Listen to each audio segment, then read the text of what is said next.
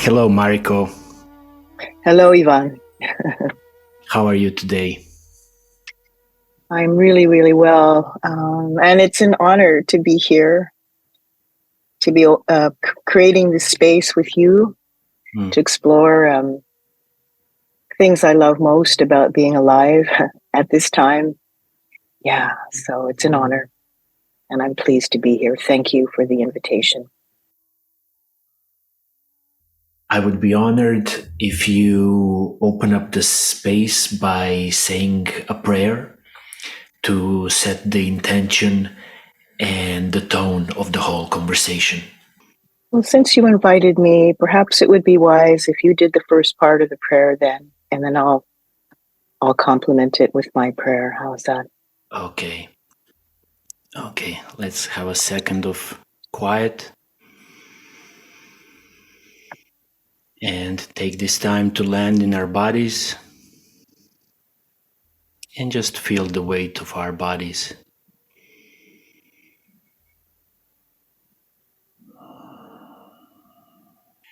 May this conversation spark only the utmost good for all that are listening. May it inspire us and spark creativity and curiosity.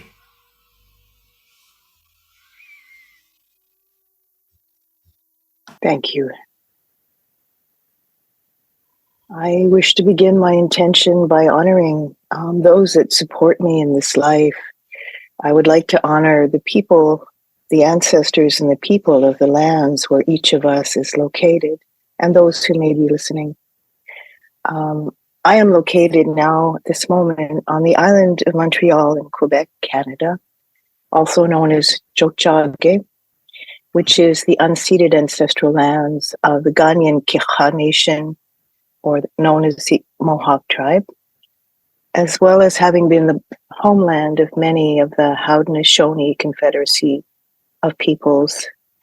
I wish to honor all the forces of life and the spirit of all who have been here before us, people, animal, all forms of life, of which we are this beautiful interconnected web of reciprocity. Thank you for receiving us another day in this life, in this place. We walk upon your blood and bones, and your spirit and consciousness leaves its traces in all of the environment around us. Support our embodiment in this practice that Yvonne and I bring through what is needed for those who are listening, for those who are curious, or for those in need at this time.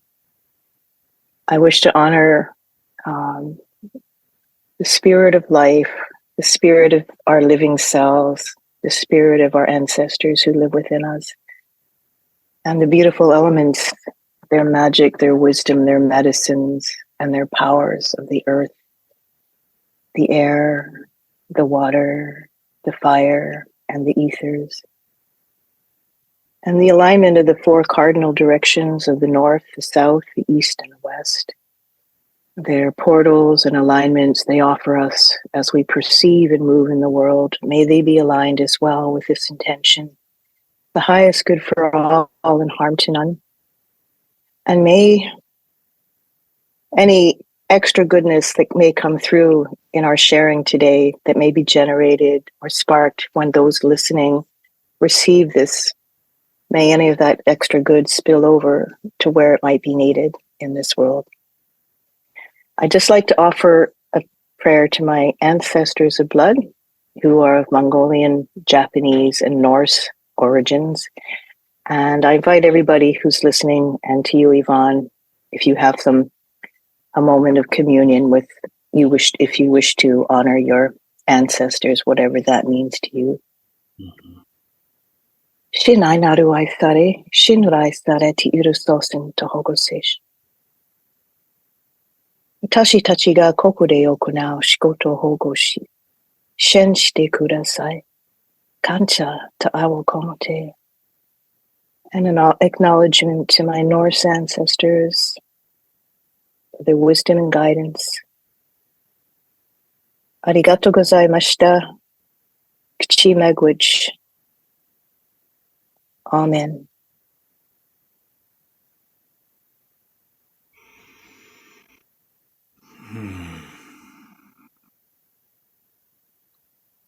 So beautiful. Thank you for setting the tone. What I found very beautiful about this introduction and about this intention and prayer is the acknowledgement that we are not alone, that we are always in a relationship with seen and the unseen. Yes. And that is so important and so beautiful to realize, because often as individuals we struggle with solitude and being alone, but there are so many layers of life which are maybe not visible to the naked eye, but they are visible to the heart eye. Yes. When did you open up to all these realms of relationship in your life? Was it always present in your life, or it just came at a certain point? Well, this is something I've given a lot of reflection upon over these last few years since I've been developing my practice with body mind centering and my spiritual practice, and yeah, just application and integration of the work in a way that feels whole to me. And what I realized is that, I think we're all born with it to a certain degree. Mm. I think it's part of being a life force in the species of being a human being, that we all are born with this. And it was actually something that perhaps culture and practices in our societies, such as religion and other aspects of culture, have taught us, or not taught us, but I guess at certain points, some of these beliefs or practices border on being threatening to certain other beliefs. Monotheistic religions, for example, the whole earth honoring, nature honoring, cycles of life honoring practices were forbidden, and people were killed and burned, and great wars were fought over this through many, many, many centuries. So if you look at our species, that seemed to happen predominantly on a more global way, started to develop about 1,800 years ago. Um, and yet our species has been on this planet for, it's really hard to say, but I've heard up to, a few 100,000 years. So in a way, this recent forgetting of that interconnectivity is quite recent if you look at it from that context. In my own life, I just remember now being a child and, living in a new suburb of Toronto where I was born, not long after the war. And we used to go play in a forest at the bottom of our new development street. Mm-hmm. And I remember when they started chopping down the trees and building factories, and they built a shopping center just minutes from our house, and they paved a parking lot on the field that I used to play in. And everybody's going, "Oh, it's so great." And I just saw the cement. And then I saw these gardens that they did for landscaping with these cinder blocks and flowers. And I was like, it all felt wrong to me. But I remember just being impressionable, just saying, "Oh, this is good. This is good." And yet I truly, Yvonne, have had this longing my whole life that there's something more to life than this, there's something more to life. So it's just something that never really died. And it's taken me this long to get this far with recovering And I think that's probably a big purpose of my life. Mm-hmm. Yeah. Or let's say it enabled me to survive in this lifetime. Mm. What do you mean enabled you to survive? Well, if I can share a bit of my personal history here, in the context of I think where I come from, which helped shape who I am in this life. I'm a third generation Japanese Canadian, and my parents and all of the generation of the generation of the children of the immigrants that came over. So it was our grandparents that came over from Japan around the beginning of the 20th century to British Columbia in the west of Canada. And they started new lives there as young adults. And both of my parents were born there as well. And my father graduated from the University of British Columbia with a bachelor degree in business. And when Pearl Harbor during World War II was attacked by the Japanese, Pearl Harbor is in Hawaii, and that was what triggered the war with Japan in the United States. And when that happened, all Japanese Americans and Japanese Canadians were interred in camps. Mm. The treatment in Canada was a little better in terms of conditions, so I'll speak primarily of that. But they were dispossessed of everything. And I know war is nothing new in our world, but this is this particular story, and kindness to all that have suffered from wars and the effects of wars and are still suffering today as we speak. But so my father had just graduated from university, which was pretty spectacular for a young Japanese Canadian immigrant child. And he watched his mother and his sisters and even his nephew, who's just a baby at the time, be put into camps, and everything that they had built to accomplished and built in their lives, all the money, their homes, their possessions were all taken away. And they lived in the camps, which were inland from the coast.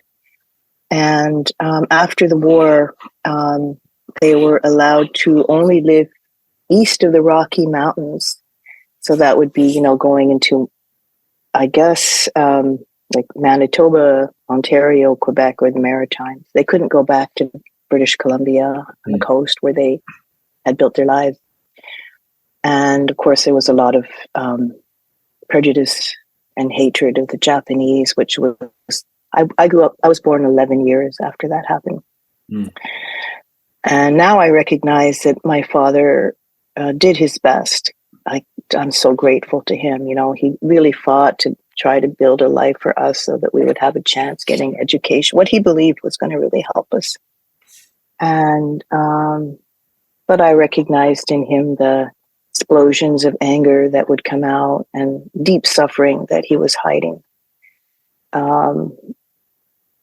which actually led him to study Zen Buddhism and practice yoga and to paint and to play the flute, as well as build a business so he could create some financial stability for his 6 daughters. Okay. Wow. So all that to say, this I always had is a hunch that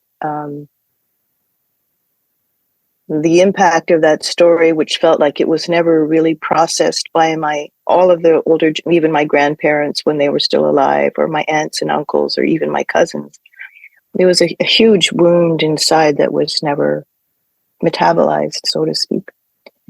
And then I saw it, I could feel it in me somehow, just this longing.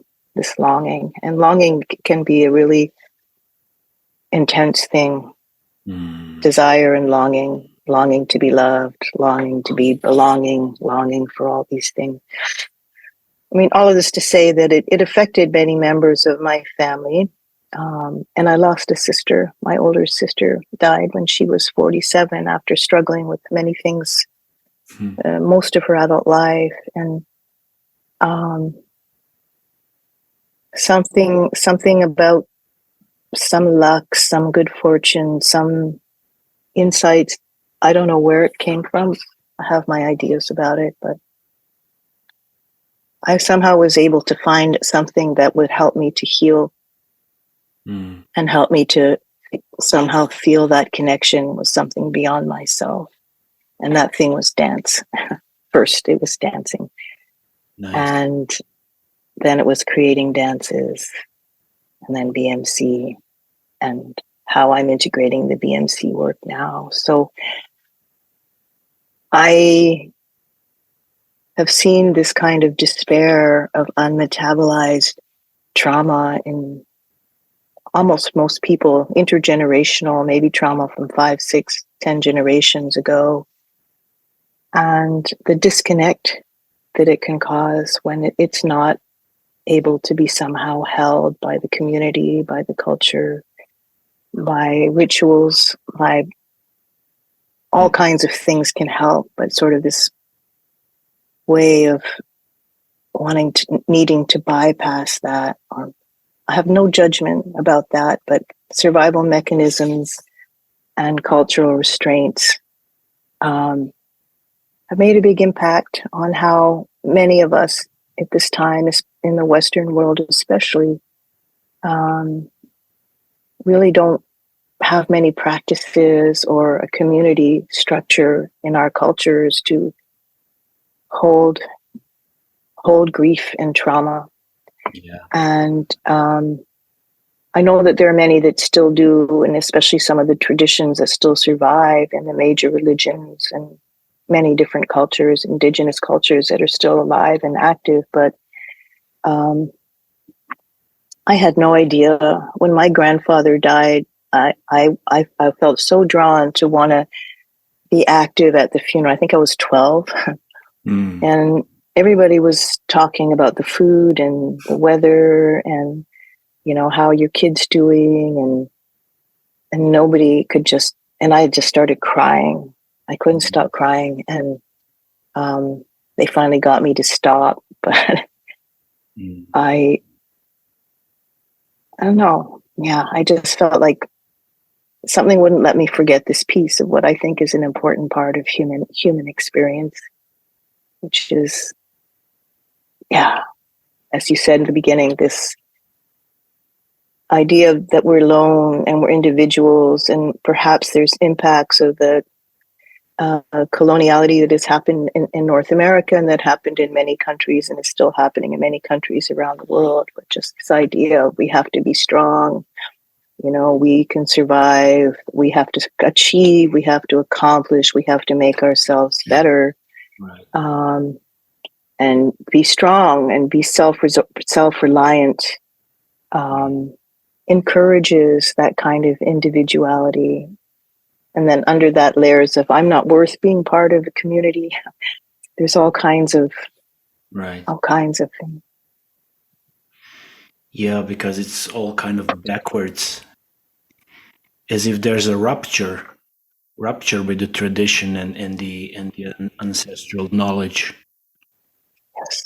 as well, and then it's just about this materialistic life where we judge our worth by materialistic success and Yeah. achievements. And yet another layer to that, the achievements and the material success is it's a concept that those things will bring us freedom and a feeling of safety and a feeling of fulfillment. And yet it's like the hungry ghost. We can just have so much that we're eating, but we can't. It doesn't fill the hunger in the stomach and in the soul. Yes. And especially what you said about your grandfather's funeral. And I witnessed that many times in my life when my parents passed away. how I noticed that as a culture we are afraid of death, Yes. and we are afraid of acknowledging life after death and the spirit and what happens to the people who pass away. So it becomes this empty ritual. Really, it's like a remnant of a ritual, but it doesn't have any spiritual significance anymore. It just becomes a way for people to get together and to get it over with and eat something, when it could be a really beautiful celebration of life. It's beautiful what you say, Yvonne. And um, I think there's even another layer which has been lost to consider, which is that for, as I said, I mean, they've even found more recent caves of Neanderthals, and I think it's in some caves in France, if I'm not mistaken. And we know that it's often been a belief that the Neanderthals went extinct because they weren't as intelligent, and that the Homo sapiens species was superior, and that's why we conquered the Neanderthals. But there is proof now that they did coexist in Europe over about a 60,000 year period in different regions. And there's a lot of land that hadn't been settled by either of these species, so there was lots of room for everyone. And many of us have up to 3 to 5% Neanderthal DNA. Mm. But all of this to say that they found remains that imply and artwork or paintings or what they consider artwork expressions of Neanderthals, that they honored their dead. And we know that the early Homo sapiens did. We know that elephants honor the dead.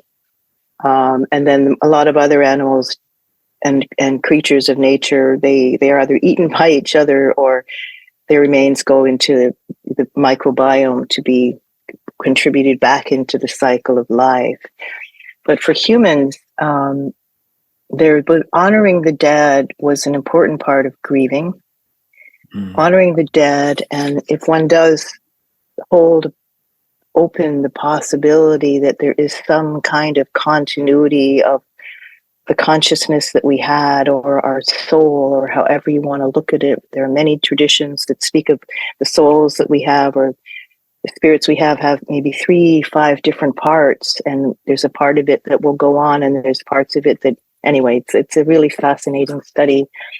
But if there's any kind of belief that somehow or trace of us goes on after death, then praying is the living praying for the dead is part of that cycle. It builds the continuity of that cycle.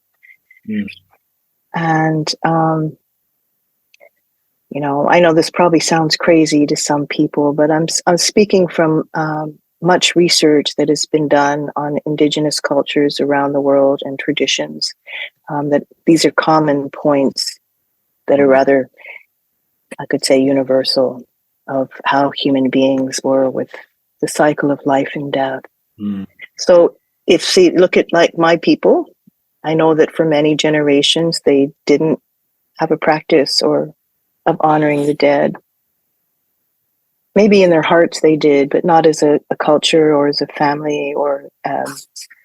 And I think that in many traditions, I know in Europe, religion, in many countries in Europe, the religion, a lot of people are looking for a new way to find a spiritual practice that goes beyond what they may recognize as, the dogma of the way they see things practiced, or just looking for freedom to have a spiritual life. I've recognized a lot when I've come to teach in many countries in Europe, and certainly where I'm living right now in Canada and Quebec. And well, yeah, there's been maybe centuries of this cycle of the living honoring the dead, and then when we die, we're honored, and there's a continuity with each generation, and that also weaves into that feeling of belonging with something greater than ourselves, with our ancestors, with our people. Amazing. Yeah. How would you define a prayer. What is prayer to you? In a way, it's a word that also lost a little bit of its original power. I guess a general answer would be a prayer is really opening your heart and aligning your intention um, in the prayer for whatever the purpose of the prayer is, whether it's offering gratitude, whether it's praying for some kind of support or guidance or help, or sharing the vulnerability that's in your heart, and praying is a way of aligning yourself with that and also opening space for some movement to happen to support that beyond just yourself. Mm. You could say it's aligning the space in BMC. When Bonnie talks about the space, I feel in many ways that's what she means by the space. In some ways, is that it allows one to drop into the deepest alignment with what's in their heart, with what maybe what their purpose is, what their intention is. What about for you, Yvonne? I think it's this deepest longing of the heart, something that comes out of a deep attunement to self. When we really, really feel ourselves and we feel the longing, and then we communicate that to the force of life, to the intelligence of life. So I would say that a true prayer is a communication of us and spirit, which is in everything. Many people call it by different names, but it's finding that place inside of us and then communicating with it. And in a way, it's an act of creation. Yes. Well said. That's beautiful.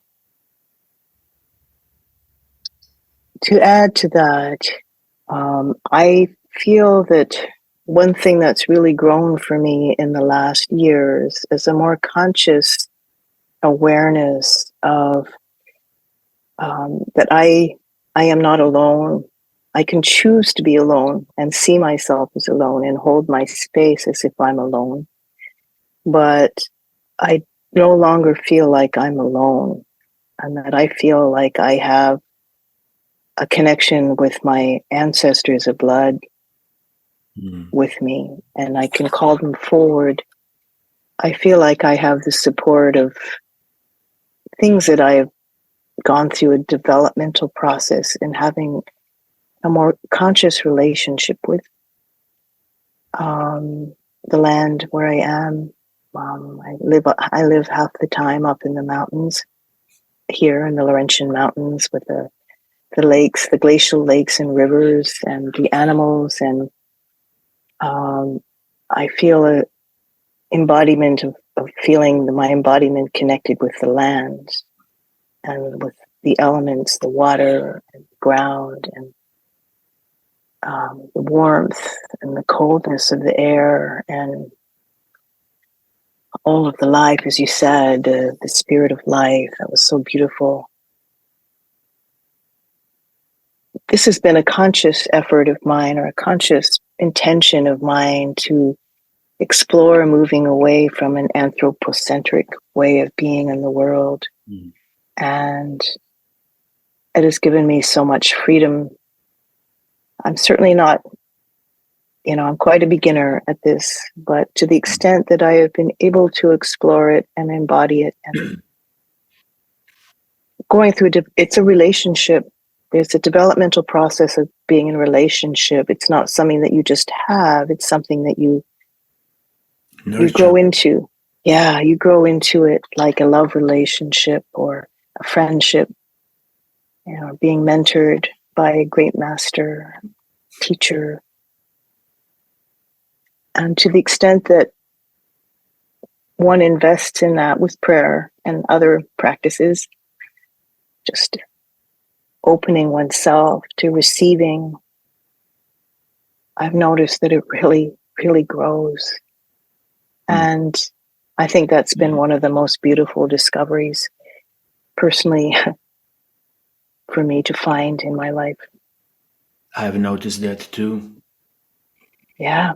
And I've noticed that the majority of people who have shut themselves from any kind of contact with their spirit didn't even invest the time in it to try. So it's easy to discard something if you don't even try it, because it's an effort that has to be invested to open oneself to who we are. Yeah. That's it. That's a really that's a word. I validate that, and yet, I look at it as this is something that is built into the way our species has evolved. And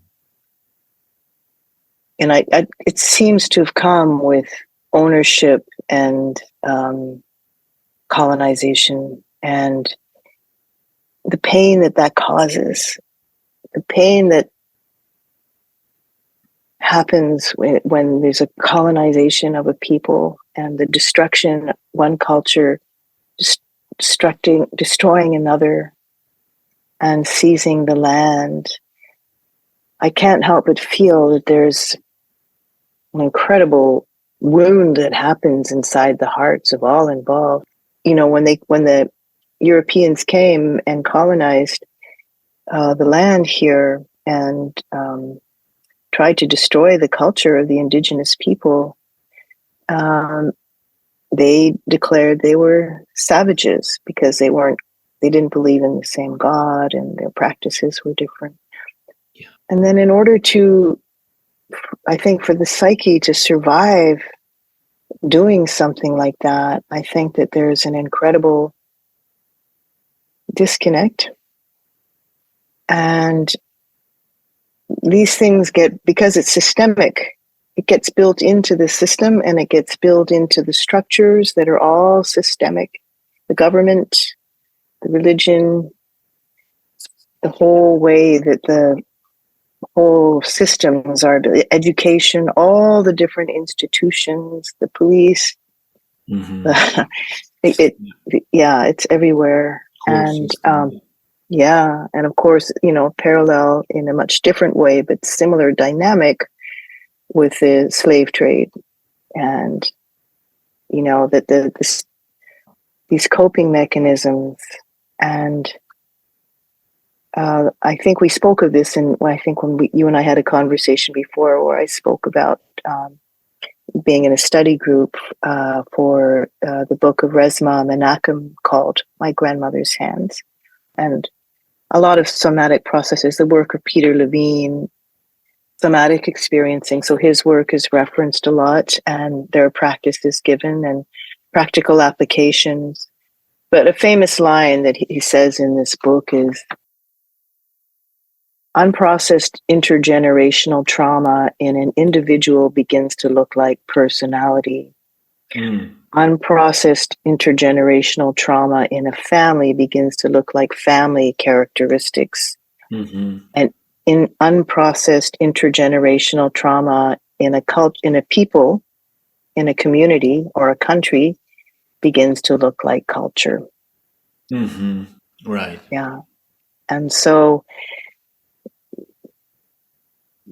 again, I think it's important to hold that we all have agency to make choices for our own life. And it's also very helpful to notice what is already embedded in our culture and in our institutions, and to have compassion that, because I was basically brought up in North American culture, even though I don't look like a typical North American person. I'm a woman of color, as it's called nowadays. And, I know what that's like. And I know what it's like that even though I this is in the culture where I grew up, and it's in me, and it's been work for me to unpack that and to see, wow, and begin to recognize that it's been so normalized.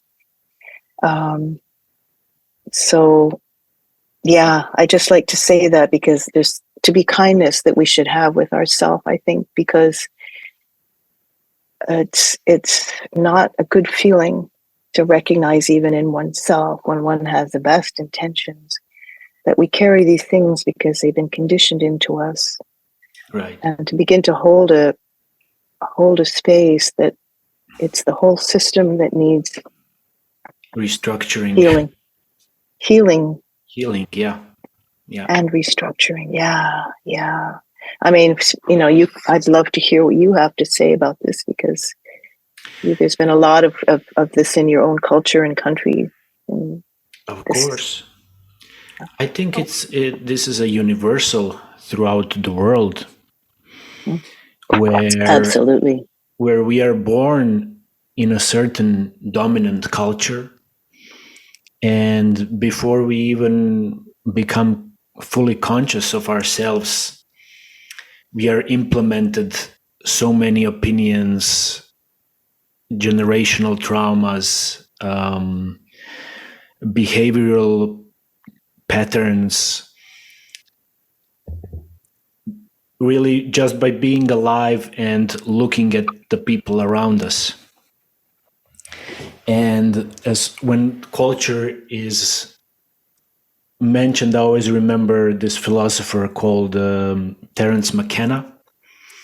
Mm-hmm. And he used to always say in his lectures, culture is not your friend, meaning mainstream culture. Because in any kind of, I feel if we go towards any kind of liberation and spiritual evolution, we need to let go of a lot of things that we received through culture, as Yeah. if our cup is already full and Mm-hmm. then there is no space to receive new, to receive something fresh, because everything is clogged up by this cultural conditioning. Yeah. Yeah. And I think one of the key things that feels very urgent to me today is believing the anthropocentric value that humans are above other forms of life, Yes. and that nature is there to serve our needs, and that we can choose to do with it as we please to serve our needs or our greeds, Right. our greed. And I feel that's reached rather emergency levels of needing some kind of mending. Um, but it's a very daunting prospect to think of for one person. But um, yeah, it's something that human beings were capable of doing for a long time. Yes. But I think it's helpful to include, could say the personhood. I'm saying this with exclamation mark. What are they called? Inverted commas. Yeah, they're called in quotes. Yeah. In quotes. Yeah, the superiority of us and sorry, I just I'll pause. Mm. This is very, very potent stuff we're speaking of here. Yeah. Yeah.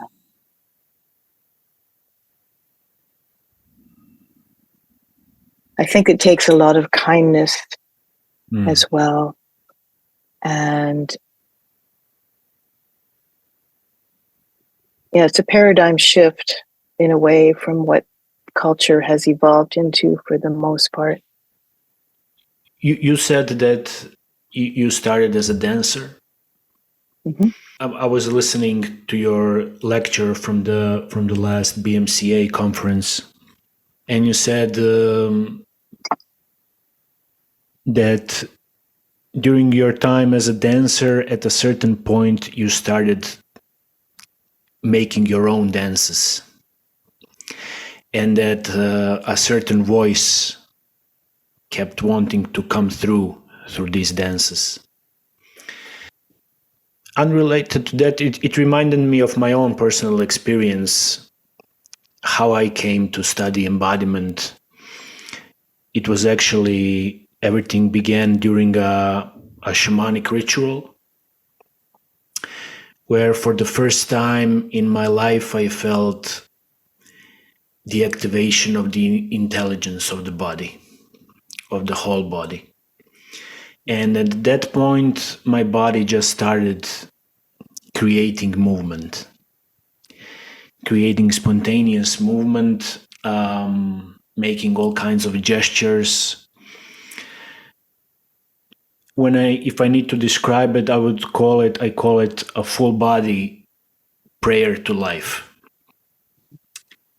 There was this attitude of prayerfulness, expressing through physical movement, which for me is in very much in contrast with the mechanical movement, where we are just repeating a certain sequence or a pattern. So can you speak a little bit about this importance of letting the spirit move through us and move our body, and how does that relate to our relationship to nature and to ancestors? Yeah, this is what started me on what I call my life's work, dancing. Because when I was bursting with energy, when I was, a young adult, taking like 15 dance classes a week and then dancing in the company with Eric Hawkins for 12 years, classes, teaching, rehearsals, performing, touring. It was just a fabulous life. But as I went through different stages of my life, from being like just discovering what it means to dance and being in a room with people and music and dancing and learning how to do all these things with the body, to dancing with Eric Hawkins, and who was informed by some of the early somatic principles, Laban, Bartini, of things that were in the air in New York in the after the war, 1950s, 1960s, and of course, feeling the seedlings of Bonnie's work when she was teaching there, starting in the late 60s, how she was integrating the Bartiniev work in her own explorations as a occupational therapist and working with children as well. These movements, as I was learning them, felt like they opened my soul. Brought me into the present moment. They brought me into feeling fully alive, fully connected with my spirit. And that brought tremendous joy to me that I was just starving for. And I did that for 12 years. But then, as I had mentioned, and in that interview you were speaking of, at a certain point, my body just started to get tired of those movements and the way that I had integrated my movement patterns. I think that the excess or prolonged repetition of these movements after many years started to take a bit of a toll on my body and my soul.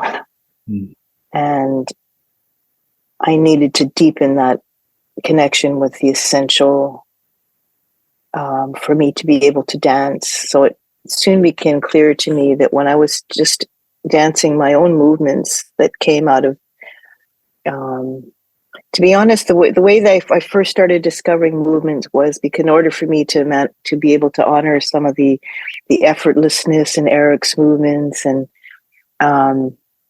just finding that presence and lightness and flow, and working without a lot of tension or a lot of stress in the body, then who are you? Who am I without stress and tension in my body? What's left after all of that's not in the foreground of my expression? I mean, that was such an exciting time, But then when I I don't want to say mastered it, but when I had gone about as far as I could go, or where I needed to go with that, um,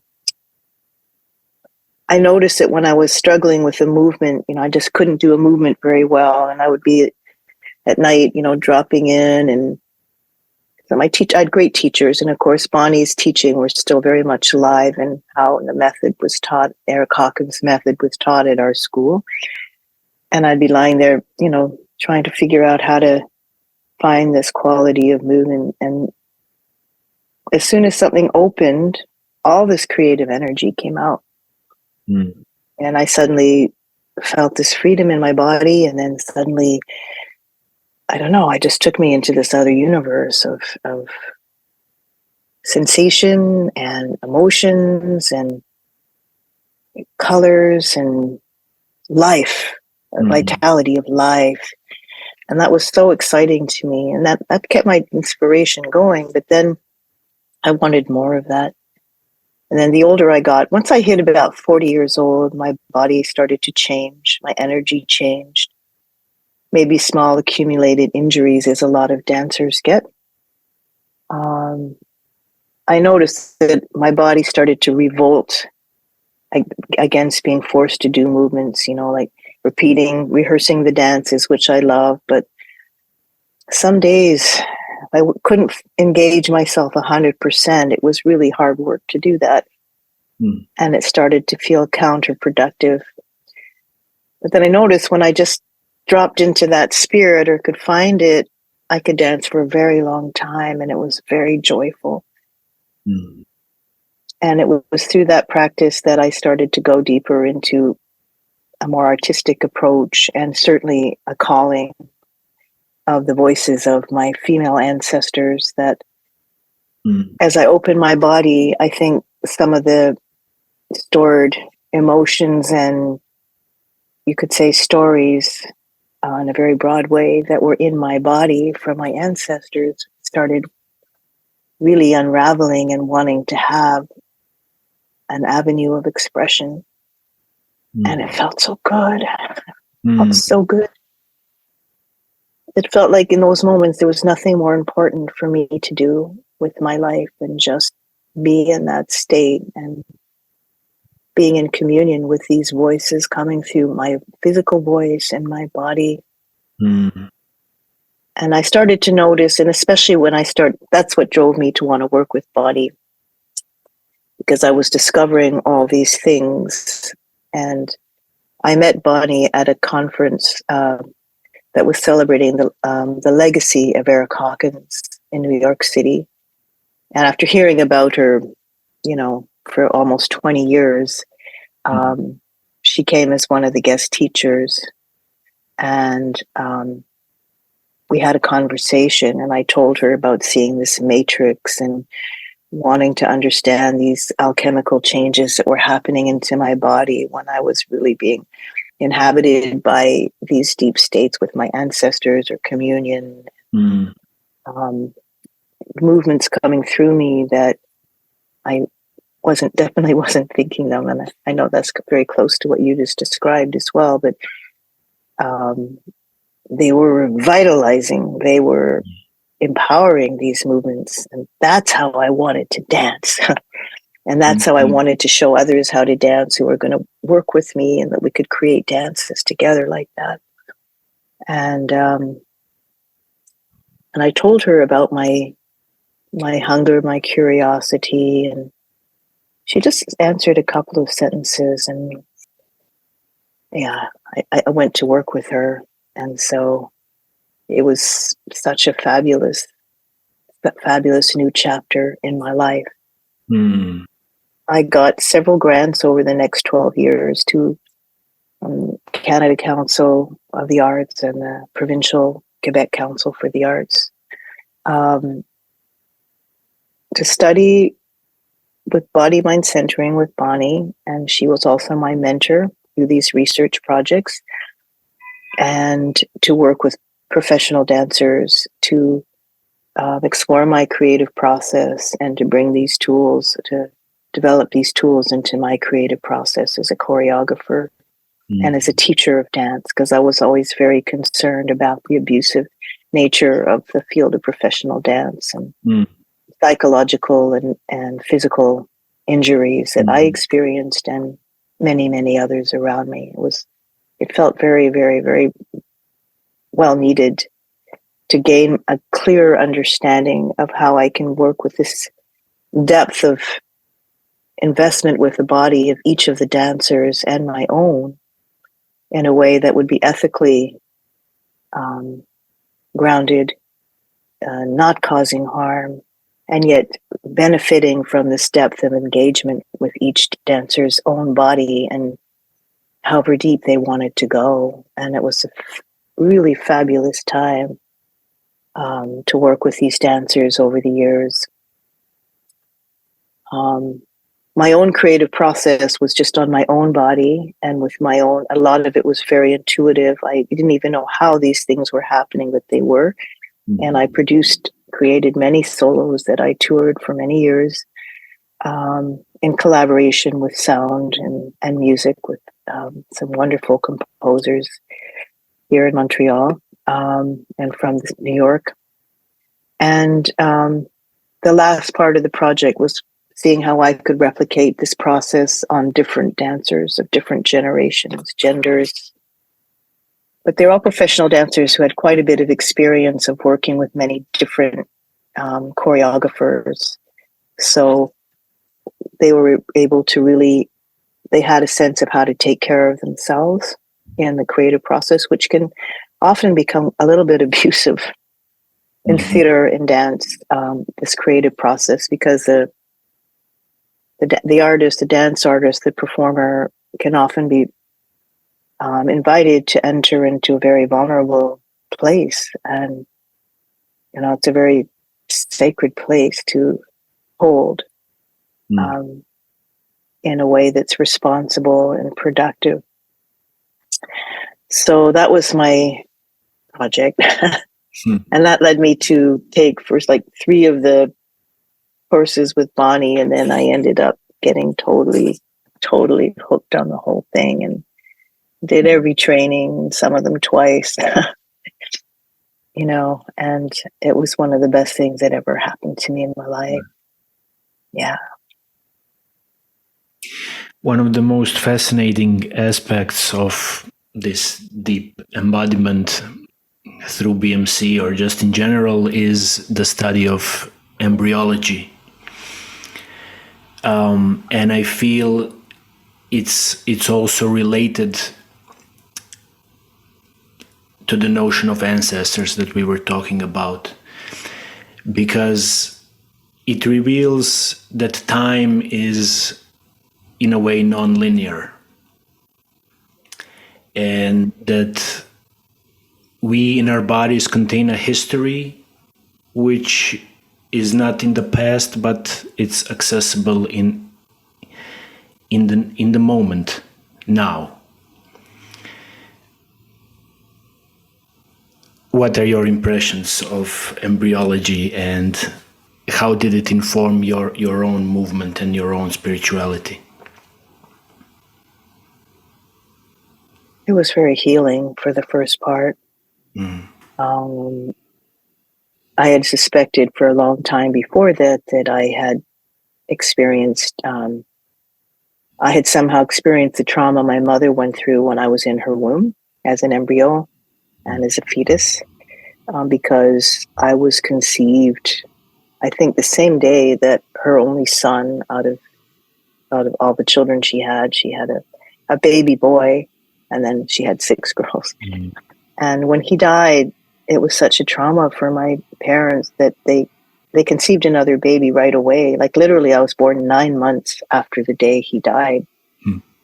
And so I was in my mother's body during that initial 9 months of grieving. So I was always curious. I always had a visceral sense of some kind of consciousness and transmission happening to an embryo for quite a while in my practice. And the embryology to me just validated that. And validated as well a whole other level of consciousness that is precognitive and I think closer to the realm of another kind of intelligence that is not limited by the intelligence that we as humans have in our current brain and central nervous system. The cognitive part of our knowingness to me is such a small part of it all. And the ancestors are definitely, to me, they're like the next stage. There may be other ones in between, but to me, they're just going back just a little bit further than embryology, because then we're working with the DNA, which is, continued through the generations, and new DNA is created by the joining of the DNA from the sperm and the egg, and the descendant DNA is created, and this goes on and on and on and on in the cycle of life. So the ancestors do live in our DNA, and yet there's also a strong belief and a lot of scientific research is being done, and some of it has supported the idea that the epigenetic membrane has plasticity, even though the DNA itself in its codes hasn't got plasticity. But the epigenetic membrane around the DNA has some plasticity about what aspects of these set genetic codes can be activated or turned off. And there's been some really interesting research about that. So, this is long, but I'll try to. There was a study made about intergenerational trauma, especially working with Holocaust survivors after World War II, and a lot of the descendants of Holocaust survivors said that they experienced the trauma of their parents and grandparents just from hearing the stories. So they were traumatized by that continuity on this cognitive level. But then after 9/11, there were people that experienced, who were in the World Trade Towers or witnessed it very closely, whose babies, at that point, that's the science and the technology, they were able to start to look at the epigenetic membranes, and they recognized that even the babies who hadn't heard any stories also had some impacts of this trauma in how their genetic codes were being activated or not. Please give me a lot of generosity. I'm not an expert on this, but this was a beautiful documentary that I saw. I'll look for the source. Okay, I don't have it handy right now, but they decided then, they were encouraged then that there was something happening that wasn't about on this cognitive level in the body, in the DNA itself, and something in the nature that was responding. And usually with nature, these kinds of changes or plasticity have to do with adapting and surviving. And it was they went to study the remains. I think it was a cemetery in Finland on an island. And this is something that can be researched. So I don't know, you probably don't want to put all of this in there. But the story goes that they found out that when they could, because it was an island, they went back a couple of 100 years when there wasn't a lot of traffic. So the DNA was quite from the people that had been living and dying on this island. And they tracked periods when there was severe drought and food shortages. And they noticed that the descendants of the women, that their children were born smaller. And so, and it would go on for a few generations, even though the children in the next generations had enough food and their mothers had enough food. So there's something that was impacted by experiences to adapt the DNA to external factors to survive, or factors to survive. Maybe you've heard about this, but it's a very interesting study. But I think whether we prove it with science or not, ancestral reverence and shamanic healing practices, which have been around for thousands and thousands of years, have always believed this without naming it and not needing it to put it through this filter of science to validate it. Yeah. So that's my take, that the ancestors are alive and the time is non-linear, and then also what I'm practicing now is just having a lot of spaciousness around linear thinking or binaries of thinking. Because good and bad, true or not true, they can be quite limiting. And often that's a very limited perspective on measuring things and how we perceive things. So yeah, even this beauty of the non-linearity of time. And I was just looking at Bonnie's book, The Basic Neurocellular Patterns. Again, I was just teaching these at the university in the somatic program. I love this book. You have it? It's a great book, yeah. Yeah. And I was teaching the pre-vertebrate patterns, and this is something that's not the students in this program do. They do Bartinia, they do Laban, they do Alexander, they do Continuum. They do a lot of theory and somatics. And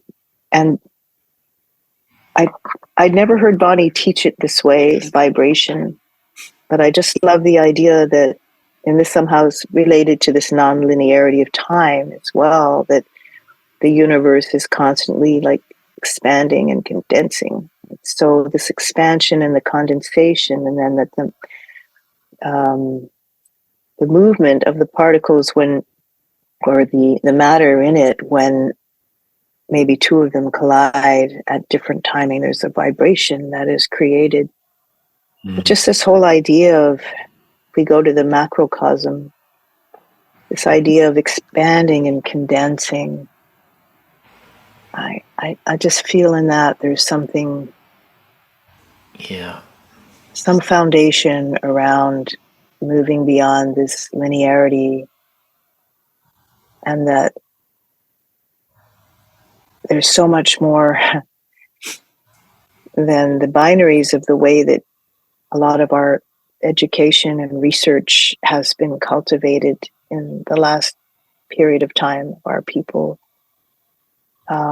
which has been really great and really, really wonderful. But I think there are more things to bring into the picture, more nuance. And like I was asked this question, to first drop into the center of my body. Okay. And that's a really interesting thing. How there's so many ways in BMC we could go to our center, right? The navel, the umbilical cord. I could go on and on and on and on. The dantian, and then to drop into the center of the universe, like the collective center of the universe. So, I first when I had never been I never even invited myself to quite go that far with looking at, and of course the whole question of where did it come from, what does it all mean. But the first thing that happened was I went into the center of the earth. And then beyond that, I went into a place that I cannot even give words to. But what a fascinating question. How about for you? How do you see that now? Well, it's always like this question of, for me, in my own research, microcosm, macro being a reflection of each other. So in a way, the center of myself would be the center of the universe and the center of the earth and the center of the sun. Mm. So I feel it's a shifting center, which is Oh, that is so beautiful. That is so at beautiful. all points everywhere. And that to me is one of the key elements of this interconnectivity that we have right there. You said it really beautifully. Yeah. Yeah. Wow. Thank you, Mariko. This is amazing. Oh, I really enjoyed speaking with you and exploring our ideas and our universes. It's exploring the mystery in a way. exploring the beautiful, beautiful mystery. Yeah. And I am so grateful to be alive right now Mm-hmm. and that we got to share this time. And I don't know, maybe we should do a part two as well.